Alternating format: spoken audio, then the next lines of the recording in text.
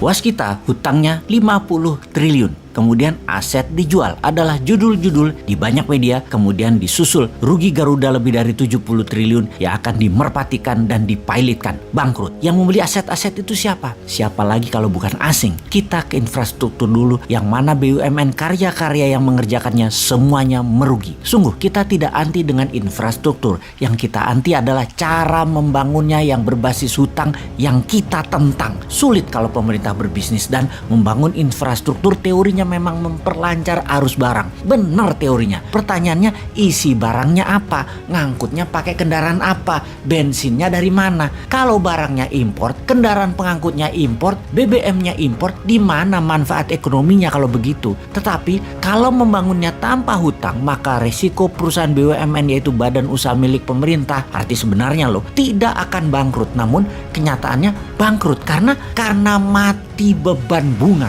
Ada dua hal yang menimbulkan masalah ekonomi yang saat ini terjadi. Karena yang membangun adalah BUMN, maka modal disetor 20% harus free cash. Ternyata BUMN nggak punya uang, jadi BUMN-nya ngutang untuk setoran modalnya. Lalu yang 80% sisanya cari pinjaman bank. Katakan bank BUMN juga. Maka proyek itu di markup agar 20% setoran yang pinjam tadi bisa dibayar, alias proyek itu sesungguhnya 100% adalah pakai pinjaman bunga bank. Karena memakai uang BUMN, maka sejak 5 tahun yang lalu bank-bank tidak memberikan kredit ke swasta, tetapi mementingkan proyek mercusuar infrastruktur gagah-gagahan agar terlihat mentereng, walau yang memakainya untuk konsumtif yang menghabiskan bahan bakar minyak yang impor. Bank-bank dipaksa membiayai proyek pemerintah tersebut sehingga sektor swasta terutama menengah bawah uangnya seret. Duit dikit beredar, hanya 44% dari PDB nasional. Niat memperkecil uang beredar itu kita paham, yaitu untuk merendahkan inflasi, di mana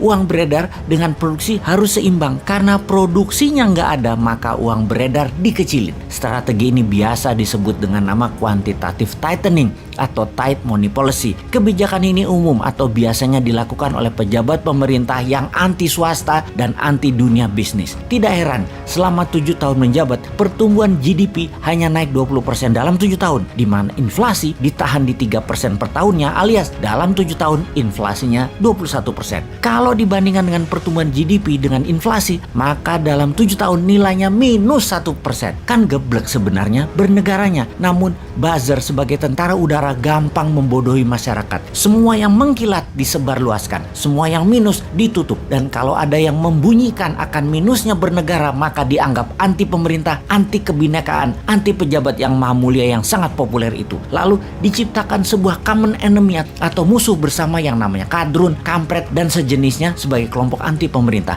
Newmind bahkan dimasukkan ke kelompok tersebut. Padahal terang-terangan Newmind tidak pro oposisi, tidak pro incumbent, tapi pro kebenaran. Dan setiap kebenaran diungkap, kalau dianggap salah selalu dikasih solusinya. Sementara yang namanya oposisi saat ini semuanya kerjanya bengok-bengok kejelekan, namun tidak mengajarkan mana yang benar. Maka Newman juga hajar oposisi yang naif begitu. Kita simpulkan sekarang, mengapa ekonomi Indonesia dalam 7 tahun minus 1% sejatinya? Karena sang pejabat ingin mendapatkan prestasi dengan inflasi rendah, dengan menekan uang beredar. Sementara uang di bank dikuras bukan untuk UKM dan rakyat, tetapi membiayai proyek mercusuar infrastruktur pakai hutang. Karena proyek-proyek itu hutang, berbunga, dan tidak produktif, terbukti rugi semuanya. Maka ini membuktikan secara perhitungan ekonomi, caranya membangun infrastruktur pakai hutang adalah kegeblekan hakiki. Yang efek selanjutnya, ekonomi menjadi melambat, produksi UKM menurun, dan hanya menjadi trader barang-barang Tiongkok untuk hidup. Maka yang terjadi selanjutnya adalah aset dijual ke asing, atau ke swasta yang dekat dengan pejabat penguasa yang mainan uang, restructuring dana asing. Saat ini